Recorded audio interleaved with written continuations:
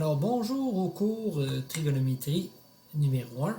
Dans ce cours, on va explorer les trois rapports de base en trigonométrie qui sont le rapport sinus, le rapport cosinus et le rapport tangente. Donc, juste avant de débuter, ces rapports de trigonométrie-là, on les retrouve dans des triangles rectangles. Donc, j'ai dessiné ici un triangle rectangle et avant de commencer, il y a des vocabulaires de base à savoir. Donc, par rapport à un angle, c'est toujours par rapport à un des angles aigus du triangle rectangle. Donc, par rapport à l'angle aigu, l'angle A qui est ici, on va nommer les trois côtés du triangle rectangle avec des noms spécifiques. Le premier, c'est l'hypoténuse. On sait, peu importe, c'est toujours le côté qui est en face de l'angle droit. Ensuite, par rapport à l'angle A, il y a un côté qui est en face de l'angle A. Et ce côté-là, on va l'appeler le côté opposé. Et le dernier côté qui reste, c'est un côté qui touche à l'angle A, mais qui n'est pas l'hypoténuse. Ce côté-là, on va l'appeler le côté adjacent. Donc, on voit, là, ça c'est du vocabulaire à savoir. Par rapport à un angle aigu, il y a trois côtés. Il y a l'hypoténuse, il y a le côté opposé, le côté qui est en face de l'angle A, et le côté adjacent, le côté qui y touche. Maintenant, on va aller voir avec mon logiciel GeoGebra quelques aspects intéressants des rapports trigonométriques.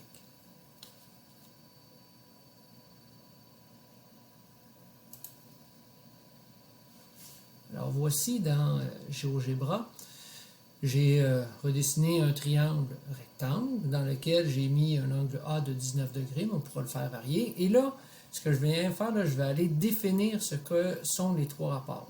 Sin pour sinus, cos pour cosinus, tan pour tangente. Alors, qu'est-ce que c'est? Sinus, c'est un rapport. Donc, par rapport à l'angle A, le sinus de l'angle A, c'est le rapport, une division, faite par deux côtés du triangle. Quels sont ces côtés-là? Le côté opposé et l'hypoténuse. C'est pour ça que c'est important de connaître la définition de ces mots-là, le côté opposé et l'hypoténuse. Donc, quand je parle du rapport sinus, c'est la division, le rapport entre le côté opposé à l'angle A et l'hypoténuse. C'est pour ça que quand je parle de sinus, ça ne peut pas être juste sinus, il faut que ce soit sinus d'un angle, associé à un angle. Si je parle du cosinus, par exemple le cosinus de l'angle A, le cosinus est défini par quoi? C'est le rapport entre le côté adjacent et l'hypoténuse.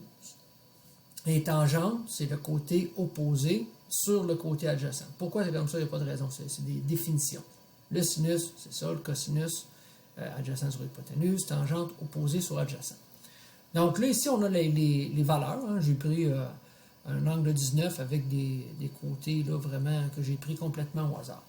Là, ce que je vais faire, c'est que je vais faire varier la grandeur de mon triangle. Vous allez voir, l'angle 19 ici, ça va toujours être un angle 19. On va regarder ce qui arrive par rapport aux différents rapports, justement.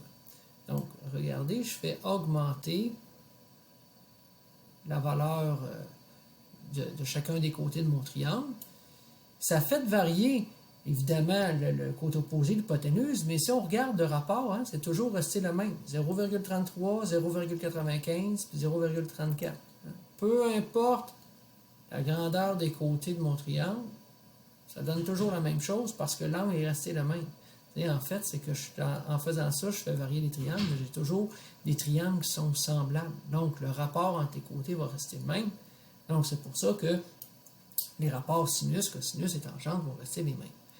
Donc, c'est ce qui est intéressant, c'est que quand on a un angle de 19 degrés, automatiquement, les rapports des côtés vont être déterminés automatiquement. Donc là, maintenant, si je fais varier l'angle, pour vous montrer un peu ce que ça fait quand on fait varier l'angle, mais si mon angle augmente, vous allez voir, ce qui va arriver, on va commencer par regarder le rapport sinus.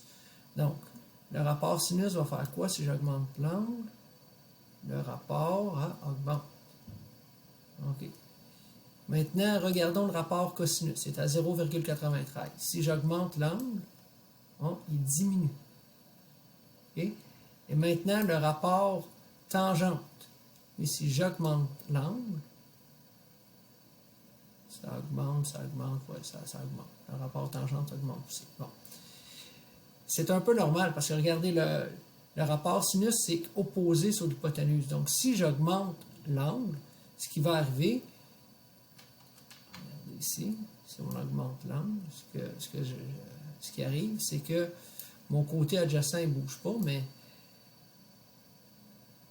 le côté posé augmente et l'hypoténuse augmente un petit peu, mais pas mal moins. Là. Donc, c'est pour ça que le rapport sinus augmente quand j'augmente l'angle.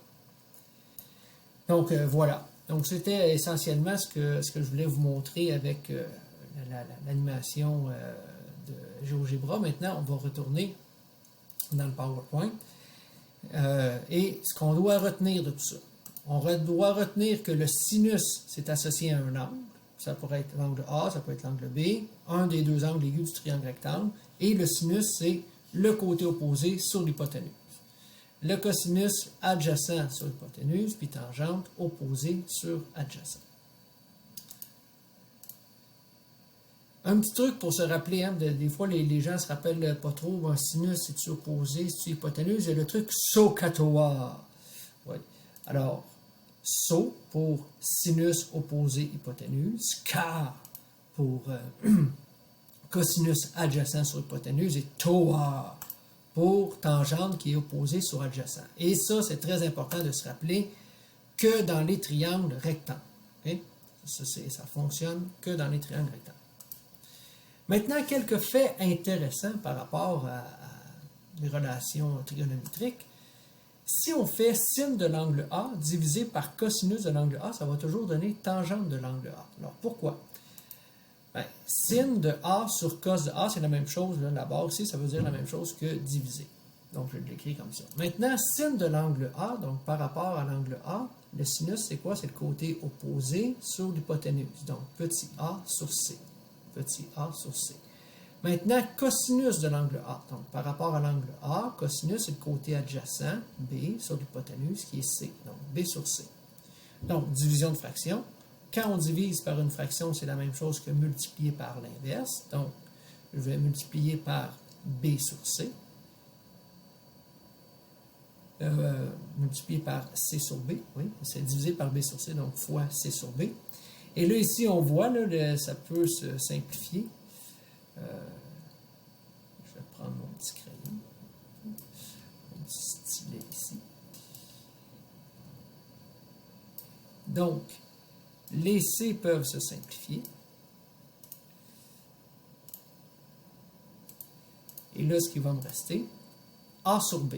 Puis A sur B, c'est quoi? Bien, c'est côté opposé sur côté adjacent par rapport à l'angle A. Donc, c'est tangente de l'angle A. Donc, c'est pour ça que quand on fait sinus de A divisé par cosinus de A, ça donne toujours la même chose que tangente de l'angle A. Maintenant, un deuxième fait intéressant.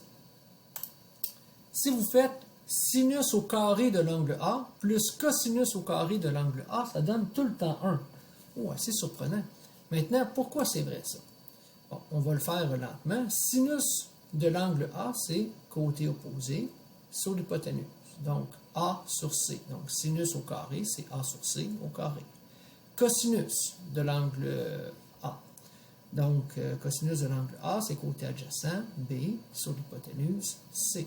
Donc, B sur C. Donc, cosinus au carré, c'est B sur C au carré. Maintenant, on va aller décortiquer ceci. A sur C à la 2, c'est A à la 2 sur C à la 2. B sur C à la 2, c'est B à la 2 sur C à la 2. Hein? Vous voyez, on a un dénominateur commun qui est le même, donc je peux faire mon addition A2 plus B2 sur C2. Bon, maintenant, ça c'est supposé de donner 1. Pourquoi? Regardez, ça ici, A à la 2 plus B à la 2. Regardez dans le triangle qui est ici. Avec la relation de Pythagore, hein, cathète à la 2 plus cathète à la 2, donc A à la 2 plus B à la 2 est égal à l'hypoténuse à la 2. Ouh, ok. Donc le A à la 2 plus le B à la 2, ici, c'est la même chose que C à la 2. Et donc C à la 2 divisé par C à la 2, c'est la même chose. Donc évidemment, ça va donner 1. Oh, fort, solide, ouais. Donc voilà pour les faits intéressants. Maintenant, quelques exemples d'application des rapports trigonométriques. Donc, dans quel contexte ça va nous permettre de trouver des mesures manquantes? Donc, je pourrais vous demander, par exemple, dans le triangle qui est ici, un triangle rectangle, de trouver la mesure d'un segment AC. hein, d'un triangle rectangle en A. Rectangle en A, ça veut dire que l'angle droit, c'est l'angle A. Sachant que la mesure de l'angle C vaut 23 et que la mesure du segment BC vaut 6. Donc ici, j'ai mon 6. Donc, ce que je vais faire, c'est que là, ici, on sait que la mesure de l'angle C vaut 23 degrés.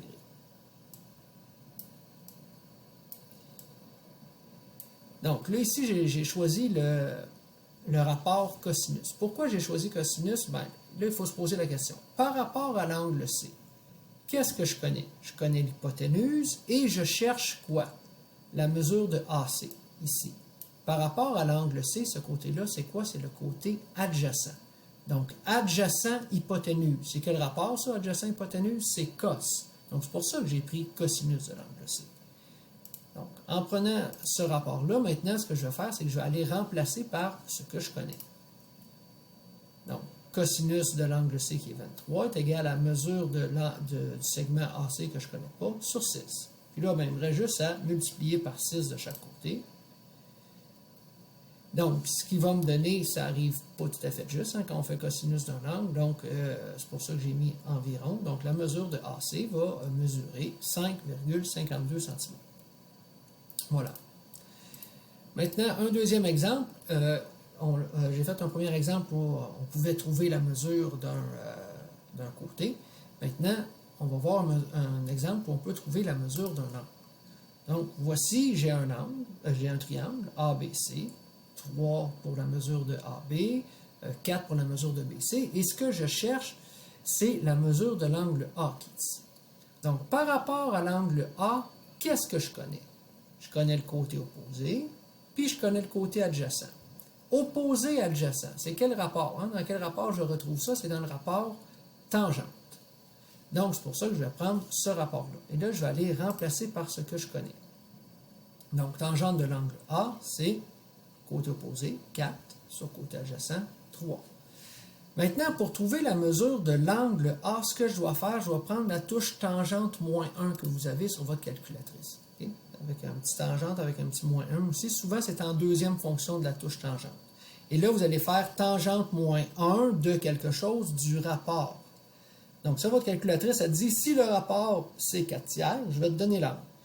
Quand tu fais tangente d'un angle, bien là, la calculatrice, elle dit, si tu as un angle de temps, je vais te trouver c'est quoi qui est le rapport. Donc, les deux fonctions sont possibles. Il suffit de bien déterminer laquelle des deux on a besoin. Et si je voulais trouver la mesure de l'angle, donc je vais faire tangente moins 1 de 4 tiers, qui me donne environ 53,13 degrés. Maintenant, je vais vous parler d'angle d'élévation et l'angle de dépression. Ce sont des notions qu'on doit bien maîtriser lorsque on fait de la trigonométrie. Donc, imaginons qu'ici, on a quelqu'un qui est au sol là, et qui regarde le pilote dans l'avion ici. Et ce qu'on a, ça ici, c'est ce qu'on appelle la ligne de visée. Et j'ai comme l'horizontale dans le ciel, si on veut, puis l'horizontale au sol. Donc, vous voyez, ça forme deux angles ici. J'ai un angle qui est là, puis un angle qui est là. Ce sont ces deux angles-là qu'on va appeler des angles d'élévation ou des angles de dépression. Donc, c'est un angle qui est formé entre la ligne de visée. La ligne de visée, c'est comme le regard du monsieur qui est ici, et avec le regard du pilote. Là. Les deux qui se regardent, là, ça, c'est la ligne de visée. Donc, la ligne de visée va déterminer avec des parallèles deux angles, qu'on appelle l'angle d'élévation, c'est celui qui part d'en bas et qui monte, puis l'angle de dépression, qui part d'en haut et qui descend. Donc, celui-là ici, c'est l'angle de dépression. Puis, celui qui est en rouge ici, c'est l'angle d'inclinaison ou l'angle d'élévation. Ces deux angles-là, évidemment, vont toujours être de même mesure, parce qu'on a deux parallèles et une séquente, hein, donc on a des angles alternes internes. Ce seront toujours des angles de même valeur. Et on va s'en servir pour créer des triangles rectangles, des fois avec l'angle d'élévation. On voit un triangle rectangle qui est ici. Mais des fois, on va se servir plutôt de l'angle de dépression, puis on va se créer un triangle rectangle de cette façon-là. Donc ça, c'est des éléments que vous devez aussi connaître. Alors, je vous remercie beaucoup de votre attention et bonne fin de journée.